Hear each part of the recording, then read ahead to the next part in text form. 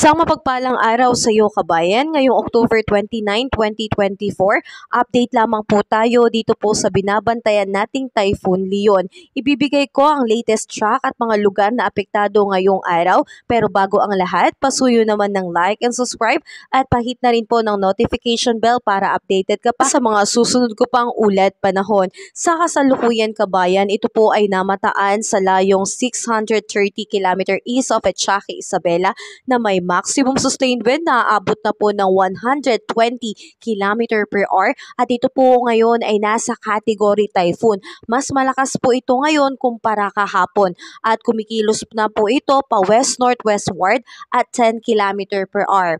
Inaasahan kabayan na by 2 p.m. mamayang hapon po, ito po ay nasa layong 485 km east of Apari, Cagayan na may maximum sustained wind na mas lumakas po, umabot na po ng 140 km per hour. At ito po ay patuloy na nasa category typhoon na kumikilos pa northwestward at 15 km per hour. Ito pong bagyong Leon o Typhoon Leon by October 31, 2024, Thursday po. Inaasahan na ang kilos nito ay pa northwestward hanggang maglandfall po ito malapit po sa east coast of Taiwan. By November 1, Friday, ito po ay nasa labas na po ng Philippine Area of Responsibility at sadyang humina na po kaya magiging severe tropical storm category na lang po ito at by November 2, nasa labas na rin po ito ng Philippine Area of Responsibility pero humina na po ng lubusan kaya magiging tropical storm na lang po ito kabayan. Ito po ay patuloy pa rin pong nakakaapekto hanggang November 2 lalo na po dito po sa may extreme northern Luzon. So yung trough nito ay direktang nakakaapekto sa lugar ng Batanes, Apayao, Cagayan, Isabela at Ilocos Norte. Kaya pinag-iingat pa rin po natin ng ating mga kapatid na dyan at nakatira dahil posible pa rin po ang pagkakaroon ng pag-uulan, posibleng magdulot ng pagbaha at ganoon din po ng landslide. Sa ngayon kabayan, nakataas pa rin po sa signal number 1 ang lugar po ng Batanes, Cagayan, including Babuyan Island, Isabela, Quirino, Nueva Vizcaya, Apayao, Kalinga, Abra, Mountain Province, Ifugao, and the northern portion ng Benguet.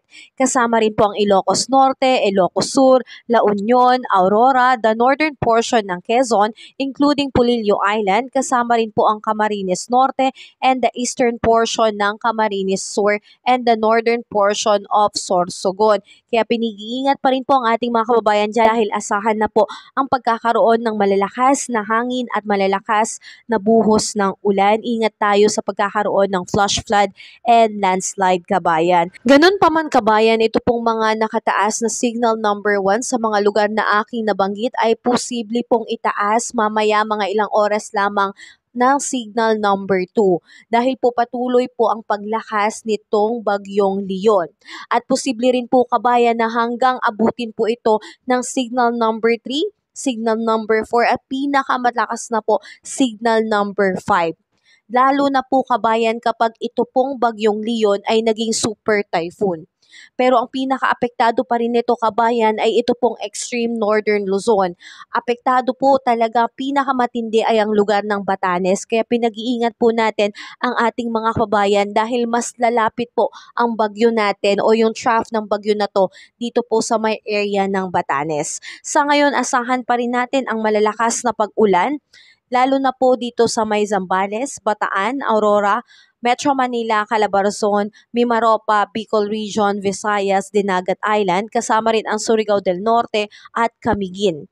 So by Wednesday po, asahan ang malakas na ulan din po dito sa may Zambales pa rin, Bataan, Aurora, Metro Manila, Calabarzon, Mimaropa, Bicol Region, Dinagat Island, and malaking bahagi po ng Visayas and Central Luzon. So asahan pa rin natin ang malalakas na pag-ulan lalo na po pagdating sa hapon at sa gabi. Dahil taya nga po ng pag-asa, magkakaroon po ng rapid intensification ang mabilis na paglakas nitong bagyong Leon habang binabaybay po nito ang Philippine Sea.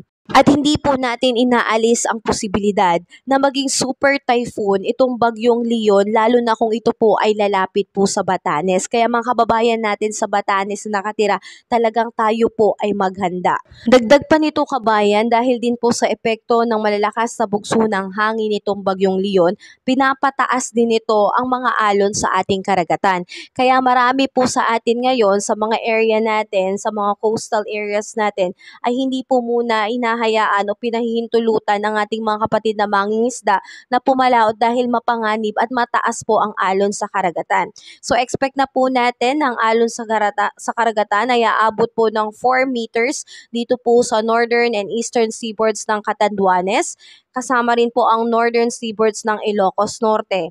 At aabot naman ng 3.5 meter dito naman po sa northern and eastern seaboards ng Pulilio Island. Kasama rin po ang northern seaboards ng Camarines Norte at Camarines Sur. At aabot po ng 3 meters dito po sa seaboards ng Aurora, eastern seaboards ng Albay, ng Sorsogon, and the eastern seaboards ng Northern Samar, and the remaining seaboards of Ilocos Norte. Kaya mga kababayan natin dyan, ingat po muna tayo at wala po munang pinapayagang pumalaot dahil mapanganib po ng ating karagatan sa kasalukuyan. At sa mga kapatid natin na hindi naman po direktang naapektuhan nitong bagyong Leon, isama po natin sa ating panalangin ang kaligtasan, lalo na po ng ating mga kapatid na nakatira sa Batanes dahil sa posibleng paglapit po nitong bagyong Leon ay maging super typhoon po ito at sila po ang makakaranas ng matinding buhos ng ulan at bagsik ng hangin na ilalabas nitong bagyong Leon. So mga kababayan, patuloy ko po kayong i-update sa anumang progress nitong bagyong Leon at kung maaari lamang po kabayan, pasuyo po ng like and subscribe at pahit na rin po ng notification bell para muli kitang may update dito po sa bagyong Leon. Ingat tayo kabayan, have a safe day po sa lahat.